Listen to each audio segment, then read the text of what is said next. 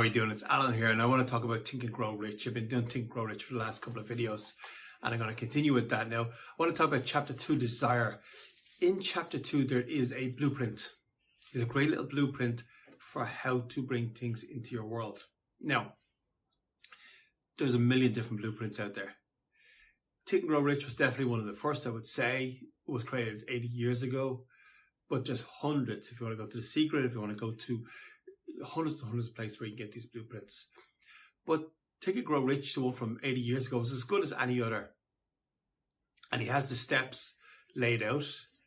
And the steps are basically, the first step is to decide what you want to bring into your life. Now, I will say this.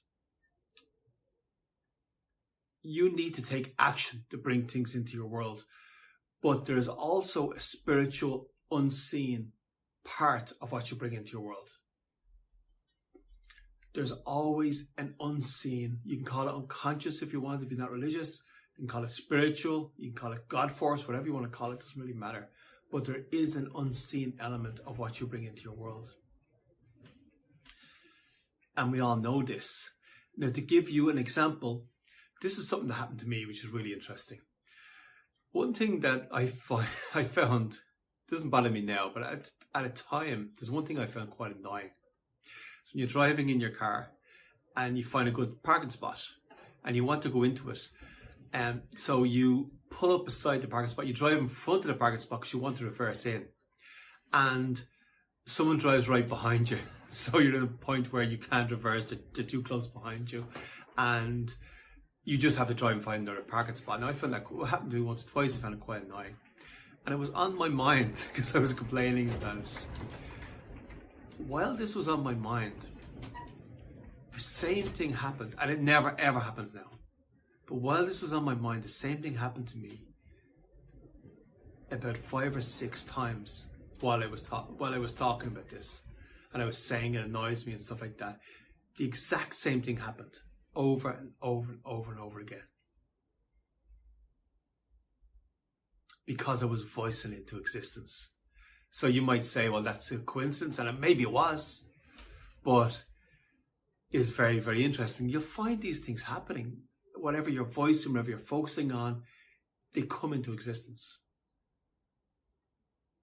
So test it out in your own world. You tell me in the comments. Maybe I'm completely wrong, which is fine too. Tell me in the comments. But there is an unseen or unconscious or God force part of what you bring into your world. It's not only the actions you take, but the actions you take are really important too. You've got to get yourself in the right frame of mind. Meditation is important, prayer, whatever you do. But there is an unseen, unconscious part of what you bring into your world. So that's what Think and Grow Rich talks about. So it says you say the amount of, now it's saying you say the amount of money, and some people will say, including me, will say, well, it's not money that I want necessarily, it's impact on the world, but money can be a part of that. So you can just pick an amount, whatever it is. I want 100 grand in my bank account every month. You give it, according to the Think and Grow Rich formula, you give a specific time. And you also say what you're going to give, because there's never something for nothing, what you're going to give in order to bring that into your world, what you're willing to give. And what you're willing to give can change at times. When I'm in the hospital and someone I know is having an operation and I don't know if they're going to pull through, I'm willing to give almost anything at that point that that person walks out of that operation. I'm just saying that because I've been in that. I've had that experience with my kids and my brother recently. And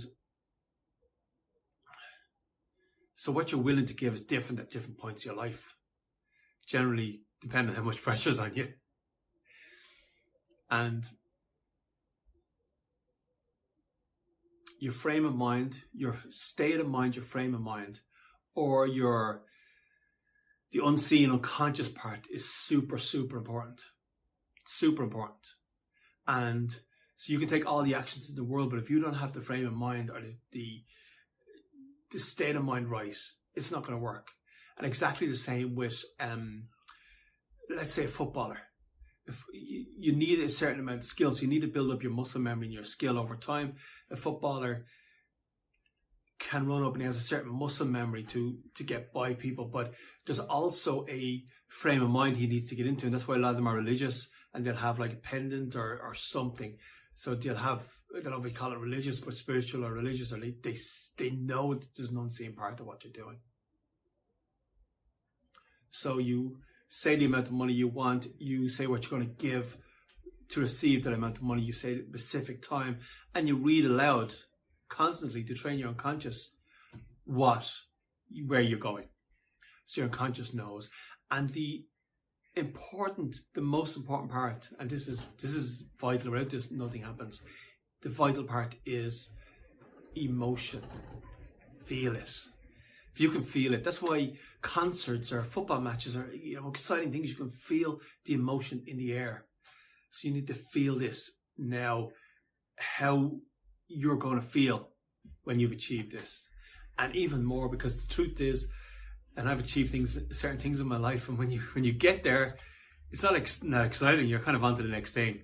So it's more about the feeling you get before you achieve this thing is actually nearly more important. It's actually a more exciting feeling. I know I wanted a sports car when I was in my 20s, and the feeling of me going around and looking at other sports cars and just enjoying other people having sports cars and stuff like that was really, really exciting. I'm really excited about that. When I got my own, I didn't really even look after it that well.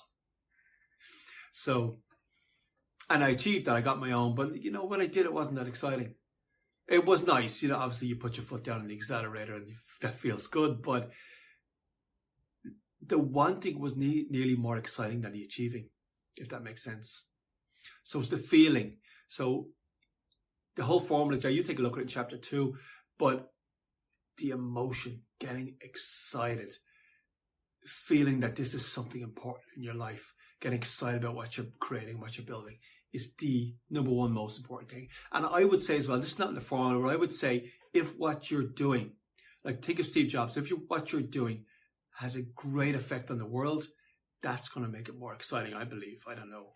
So you tell me for you, but I think if you feel that what you're building, what you're creating is going to have a good effect on the world, then you're going to feel more excited about this.